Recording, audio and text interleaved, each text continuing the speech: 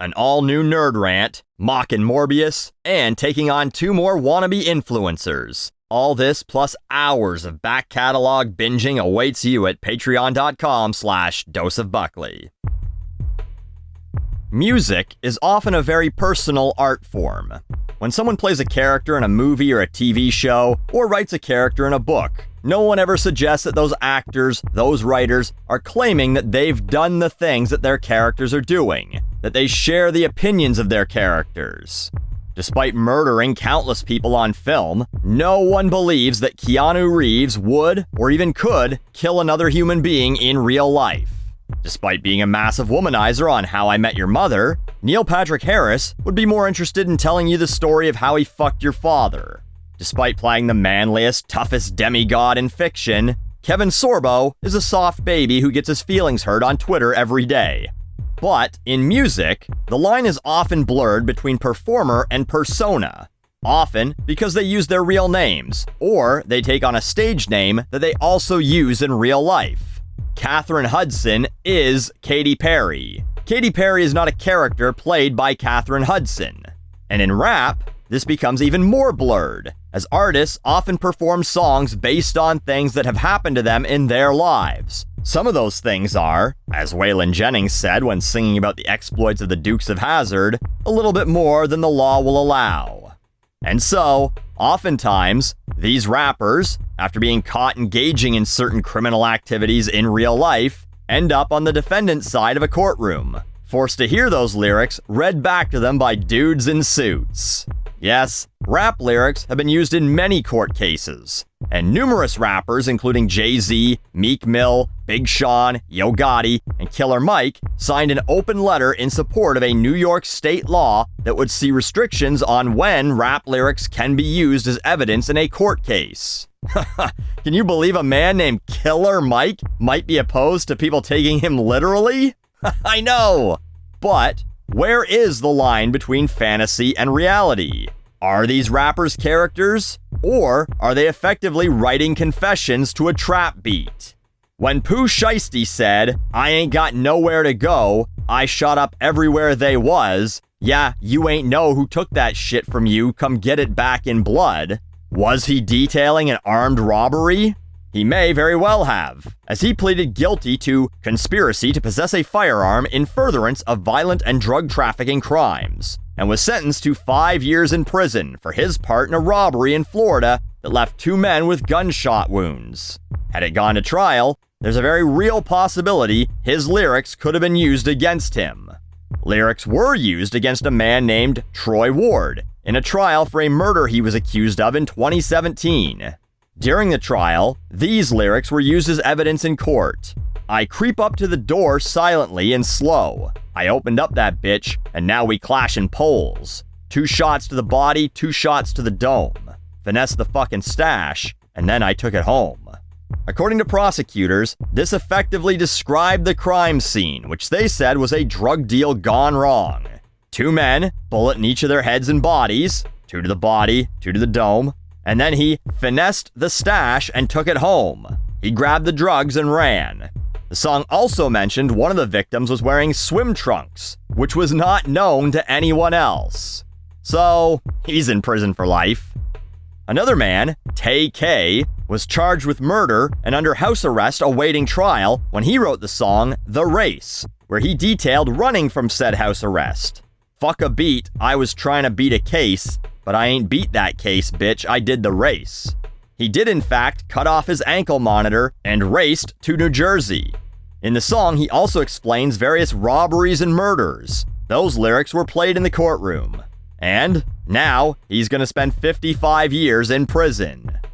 Rapper YNW Melly, whose song Murder on My Mind hit number 14 on Billboard in 2018, had that song read out loud during a probation hearing, and is expected to be heard in a courtroom again when his murder trial finally begins. Oh yeah, he's charged with the murder of 2 of his friends, and the lyrics for Murder on My Mind detail him murdering a friend. "I didn't even mean to shoot him, he just caught me by surprise. I reloaded my pistol, cocked it back, and shot him twice." Now, apparently that song came out before he allegedly shot these 2 people, but We're still not done. A fella by the name of Mayhem Mal, his lyrics were actually the crime. He was sentenced to 3 years for terroristic threats and witness intimidation when he rapped the lyrics that, well, your shift over at 3 and I'm gonna fuck up where you sleep, in a song called, of course, Fuck the Police. You see, he was out on bail for a gun and drug case when he released that song, and the police took that as a literal threat that Mayhem Mal was going to attack the arresting officers in their homes. And how about one more for good measure? Just last month, it was announced that Young Thug's lyrics will be used against him in court.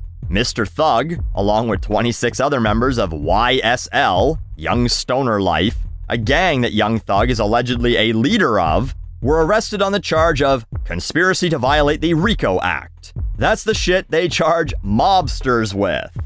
Fun fact, Young Thug is currently serving time at Cobb County Jail, the jail where WWF wrestler the Big Boss Man supposedly was a real-life guard at before he became a wrestler pretending to be a prison guard. Not so fun fact, he's dead now. Young Thug had nothing to do with that. A heart attack at the age of 41 did that. Old age for a wrestler, but if Young Thug ever rapped about Often the Big Boss Man, it'll come up in this court case, as they will be submitting numerous songs into evidence, including Anybody, Take It to Trial, Ski, and Slatty, a song where he says, I killed his man in front of his mama. Has he allegedly killed a man in front of the guy's mom or girlfriend or whatever version of mama he's using? I don't know. Maybe, maybe not. But this is exactly what Jay-Z wants stopped. And at least in New York State, he's gonna get his wish. Sort of. New York Senate passed that law, stating that rap lyrics couldn't be used as evidence in a court case unless there was proof that the words are literal rather than figurative or fictional, before being presented to a jury. So, something like the Troy Ward case, where the lyrics literally describe the crime scene in a way that no one could possibly know? Yeah, that's evidence. As DJ Khaled would say, you played yourself. But in a case where a rapper is accused of committing a violent crime, and the prosecutors go, well, look at these lyrics. He talked about dropping bodies. He's clearly a murderer. Those lyrics won't be allowed to be used as evidence. Now, one might ask, why doesn't this happen with literally any other genre? Well, first off, because an extremely high percentage of rap songs are about committing crimes. What pop songs are about shooting and looting? Ariana Grande isn't singing about ripping off stash houses like she's Omar from The Fucking Wire. Yeah, but what about Johnny Cash? Says people who can literally only come up with one example. Folsom Prison Blues, a song from 1950-something where he says, I shot a man in Reno just to watch him die. The song was written while he was in the Air Force and he'd watched a movie called Inside the Walls of Folsom Prison. He very obviously did not shoot a man in Reno, nor did he spend time in prison. He did, however, spend a night in jail one time for trespassing on private property to pick flowers. Straight gangsta. But this brings us to the big question. Is this a violation of the First Amendment? Free speech is supposed to specifically mean the freedom to say almost whatever you want without government repercussions, like, I don't know, being jailed for it? However, death threats are not protected speech.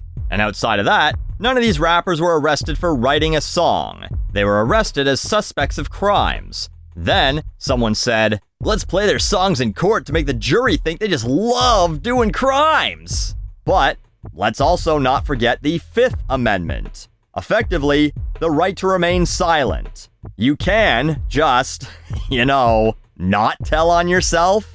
You can stop writing songs where you flat out snitch on yourself. You could also find other things to rap about besides selling drugs, shooting people, and stealing their shit. I know, why not just tell the birds to stop chirping, right? But Part of the right to free speech is the right to shut the fuck up and not confess your crimes over a sample of some song from the 90s for teenagers on Spotify to stream and shitheads on TikTok to dance to, so you can actually earn a few legitimate pennies while you talk about going to O-Block in Chicago with 15 rounds in a Glock and 20 rounds in an AK-47, parking the car some distance away, and then shooting someone at point-blank range, which seems oddly fucking specific, Mr. Shiesty.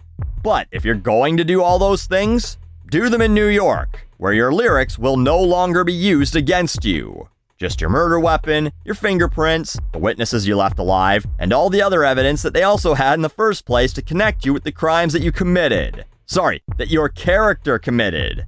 After all, it was all just method acting. You're not really a criminal. You'll just play one in prison for the rest of your life.